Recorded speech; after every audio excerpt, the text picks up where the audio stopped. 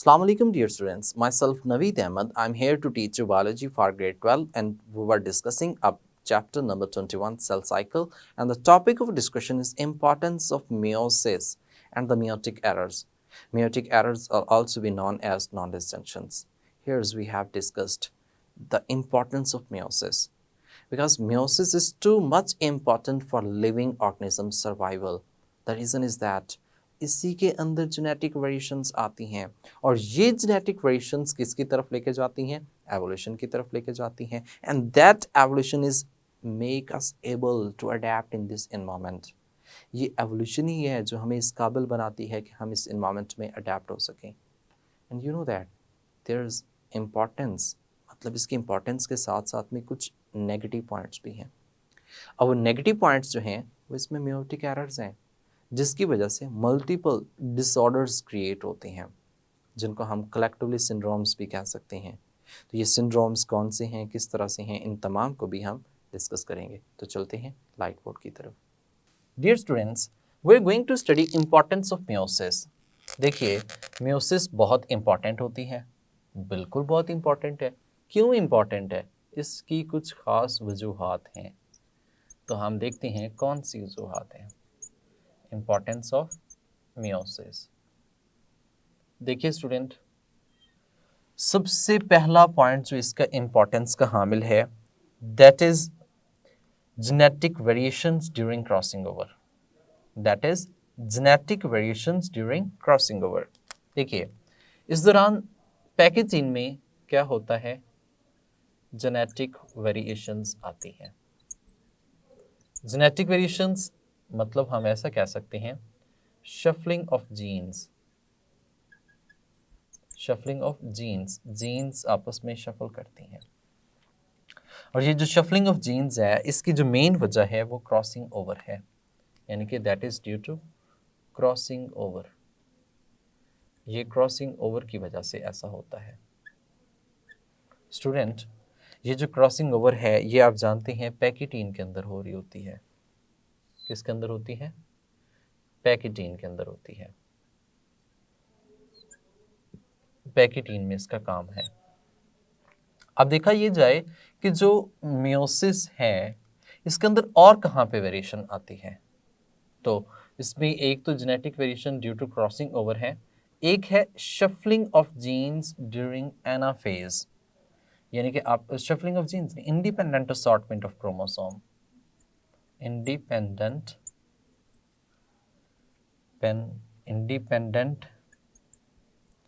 assortment of chromosomes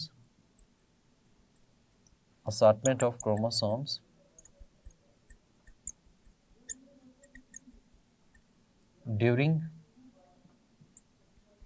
anaphase 1 में.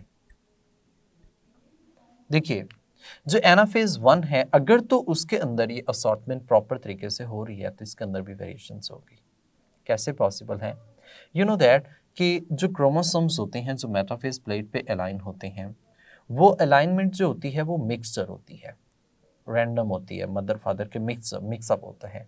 और वही सेपरेट होकर जब रिड्यूस होती हैं, हाफ एक साइड पर हाफ एक साइड पे जाते हैं, तो वो असॉर्टमेंट कोई ऐसा स्पेसिफाइड नहीं है, वो रैंडमली होती है.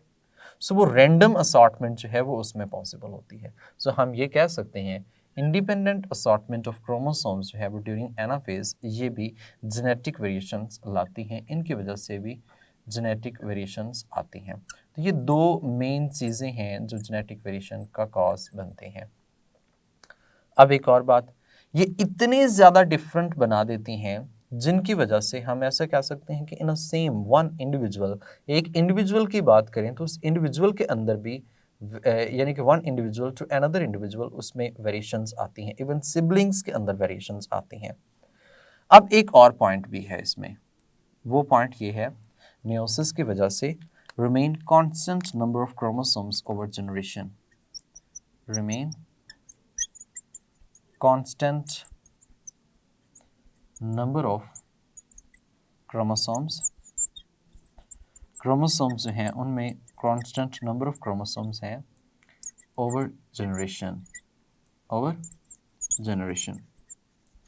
यानी कि एक जनरेशन में जितने नंबर ऑफ क्रोमोसोम्स हैं वही अगली जनरेशन में भी नंबर ऑफ क्रोमोसोम्स होंगे। ऐसा क्यों होता है?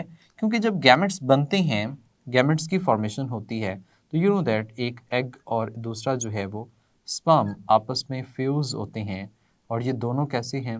हैप्लॉइड होती हैं, हैप्लॉइड होकर आगे जाइगोट बनाते हैं। सो अगर तो ये डिवीजन ना हो, यानी कि ये गैमेट फॉर्मेशन में रिडक्शन ना हो और इस तरह से क्रोमोसोम्स डुप्लीकेट होते जाएं, then what will be the result? Can you imagine कि हमारी इतनी आने वाली नस्लों में नंबर ऑफ क्रोमोसोम्स कैसे होंगे? मेरे ख्याल में तो सिर्फ क्रोमोसोम ही होंगे, बाकी तो बहुत कम रह जाएगा। तो ह्यूज नंबर ऑफ क्रोमोसोम्स होंगे अगर ये मियोसिस ना हो, ये रिडक्शन ना हो। तो ये तीन इसकी इंपॉर्टेंस में आती हैं। चौथा आप ये भी कह सकते हैं, ड्यू टू मियोसिस, मियोसिस की वजह say that will provides raw material for evolution, raw material for evolution, क्योंकि जेनेटिक वेरिएशन है और जेनेटिक वेरिएशंस की वजह से ही क्या होता है? एवोल्यूशन होती है। तो ये आप फोर्थ पॉइंट इसमें कह सकते हैं। तो आपका ये शॉर्ट क्वेश्चन जो है वो यहाँ पे कंप्लीट हो जाता है। शॉर्ट क्वेश्चन ये कंप्लीट हुआ कि what is the importance of meiosis, meiosis की इम्पॉर्टेंस क्या है।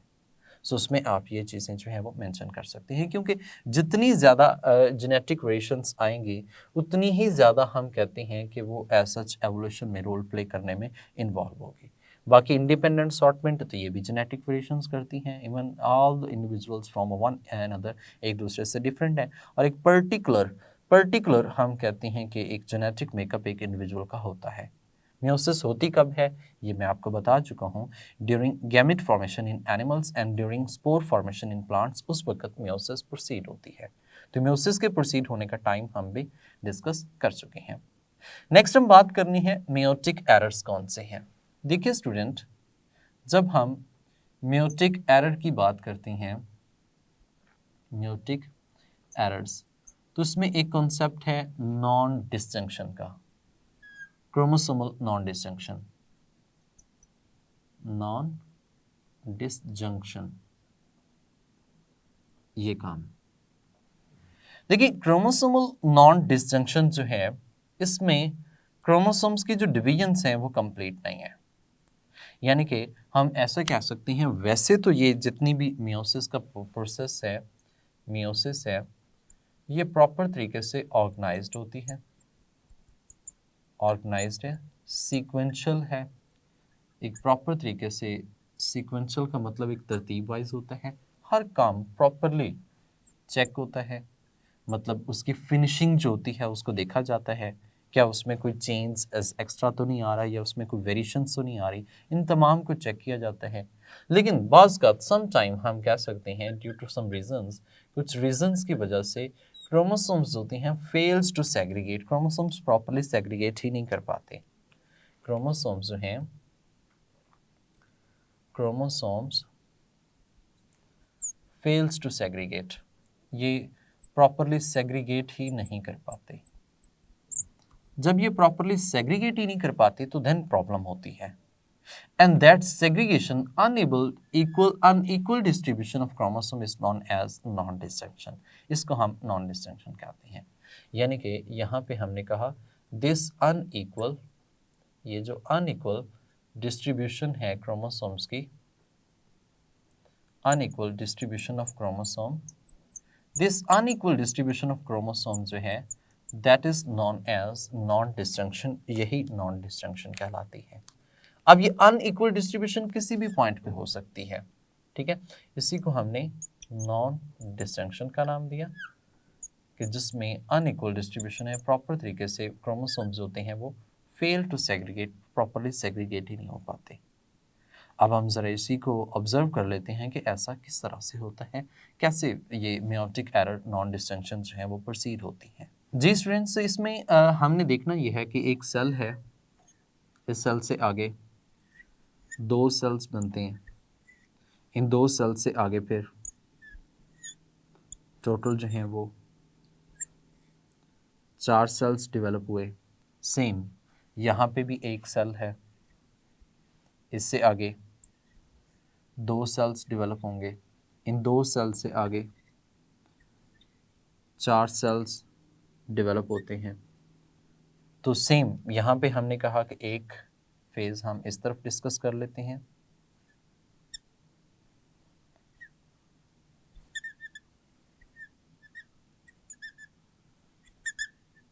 ये इस तरह से सेल्स अपने आप को डिवाइड करवा रहे हैं। अब अपने पॉइंट ऑफ नॉन डिस्जंक्शन देखना है। ये जो है ये पहले जो होगी, यहाँ पे हम बात कर रहे हैं this one division, that will be known as meiosis 1 and that will be meiosis 2। meiosis 2 होगी। यहाँ पे क्रोमोसोम्स नंबर जो है वो 4 क्रोमोसोम्स एग्जिस्ट करते हैं, 4 यहाँ पे, यानी कि एक चले 2 की बात कर लेते हैं for just to take an example के तौर पे। यहाँ पे ये क्रोमोसोम्स हैं। अब इनमें से होना ऐसे चाहिए कि एक साइड पे और इसका जो साथ वाला क्रोमोसोम है वो इस साइड पे आना चाहिए, लेकिन ऐसा नहीं होता। इसमें क्या हो जाता है, दोनों क्रोमोसोम एक साइड पे आ जाते हैं, यानी कि दोनों क्रोमोसोम एक साइड पे आएगा। तो this is the point of non distinction. अब ये जो गैमेट्स बनेंगे दीज आर नलो गैमेट्स। नलो गैमेट्स हम मेंशन करते हैं n-1, that is also n-1। ये नलो गैमेट्स यानी कि इसमें एक क्रोमोसोम जो है वो मिस्टेकनली आ जाएगा। जब इसकी डिवीजन होगी तो इसमें एक क्रोमोसोम जो है वो एक्स्ट्रा आ जाएगा। जब इसमें क्रोमोसोम्स एक्स्ट्रा आ जाएगा तो इसमें हम कह सकते हैं n+1 n+1, ये n+1 n+1 हो जाएगा। तो 1 as a whole chromosome is being added in it, एक पूरे का पूरा क्रोमोसोम इसमें ऐड हो गया। ये था meiosis 1 के ऊपर non destruction. It can also be at meiosis 2, ये meiosis 2 पर भी नॉन डिस्ट्रक्शन हो सकती है। जैसे कि यहाँ पे ये 2 क्रोमोसोम्स मौजूद हैं, ये जो 2 क्रोमोसोम्स हैं इसमें एक क्रोमोसोम इस तरफ, दूसरा क्रोमोसोम इस तरफ। अब होता यह है, ये तो नॉर्मल बन गए। अब इसमें भी सेपरेशन होनी चाहिए थी, लेकिन सेपरेशन नहीं होती। क्यों नहीं होती? यहाँ पर एक जो है क्रोमोसोम्स खाली हो जाता है और एक में क्या हो जाता है, एक्स्ट्रा आ जाता है। ये हम वही कहेंगे n-1 and that is n+1 and these are n, this is n। देखें इतने गैमेट्स बने हैं, इन गैमेट्स में से ये जो गैमेट्स हम यहाँ पे कह रहे होते हैं दीज आर गैमेट्स, ये जो गैमेट्स हैं दीज आर एबनॉर्मल गैमेट्स। ये हमने बात की है, ये कैसे हैं, एबनॉर्मल है, नॉर्मल नहीं है। सिर्फ ये भी जो हैं ये भी एबनॉर्मल की कैटेगरी में आते हैं। ये 2 गैमेट्स ऐसे हैं जो कैसे बने हैं, नॉर्मल बने हैं। अब इसका जो पॉइंट ऑफ नॉन डिस्टिंक्शन है वो ये है। देखिए स्टूडेंट, अब जब एक इंक्रीज यानी कि 1 एक्स्ट्रा आ जाएगा तो हम एक एक्स्ट्रा ट्राइसोमी हो सकती है। जब उसमें एक कम हो जाएगा तो उसमें हम कह सकते हैं नलीसोमी हो सकती है। जब एक क्रोमोसोम एक्स्ट्रा हो जाता है या फिर एक क्रोमोसोम लॉस हो जाता है तो इसकी वजह से प्रॉब्लम्स क्रिएट होती हैं। डिफरेंट तरह के सिंड्रोम्स जो हैं वो प्रोड्यूस हो सकते हैं। अब ये जो सिंड्रोम्स हैं इनकी वजह से डेथ, अबॉर्शन और बहुत सी मेंटल रिटार्डेशन, डेवलपमेंटल प्रॉब्लम्स, बहुत सी प्रॉब्लम्स जो हैं वो क्रिएट हो सकती हैं। There is a number of examples we have related to the meiotic error non-distinctions in the form of syndromes we will discuss in the next lecture. Students, we have discussed the importance of meiosis, in which we have studied about genetic variations, and that genetic variations leads to evolution, and the evolution make us able to live in this environment and make us adaptable in this environment. यानी कि different adaptations generate हो रही हैं, develop हो रही हैं, that is due to the evolution. और ये evolution जो है ये genetic variations की वजह से ही आ रही है। हमारी बॉडी में इस इन्वायरमेंट में जो डिज़ास्टर्स हैं उनको रेजिस्ट करने की जो एबिलिटी है वो इस जेनेटिक वेरिएशंस की वजह से है। हम जो डिफरेंट पैथोजेंस को रेजिस्ट कर लेते हैं that is due to genetic variations. So genetic variations बहुत इम्पॉर्टेंट है हमारे सर्वाइवल के लिए। इसके साथ साथ हमने ये बात भी देखी कि क्रोमोसोम्स नंबर्स जो हैं वो सेम हैं। Chromosomes number generation over generation similar चल रहे हैं, यानी कि मुझ में 46 हैं तो आगे ऑफस्प्रिंग्स में भी 46, इस तरह से नेक्स्ट जनरेशन में भी 46।